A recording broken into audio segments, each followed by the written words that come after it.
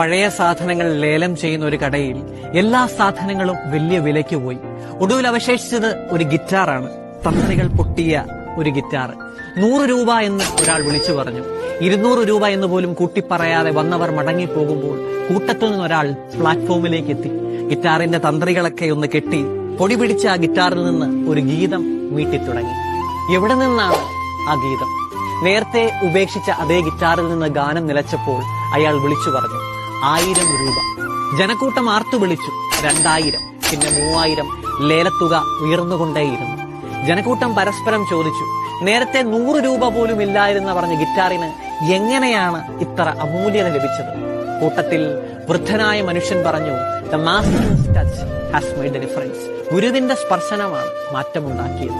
ചില ദൈവിക സ്പർശനങ്ങളാണ് നമ്മുടെയൊക്കെ ജീവിതങ്ങളെ എത്രമേൽ കുറെ കൂടി മനോഹരമാക്കി തീർക്കുന്നത്. അതുണ്ടായവർ ഭാഗ്യവാന്മാർ, ഇനി ഉണ്ടാകാനിരിക്കുന്നവർ ഭാഗ്യം ചെയ്യാനുള്ളവർ. Download ShareChat.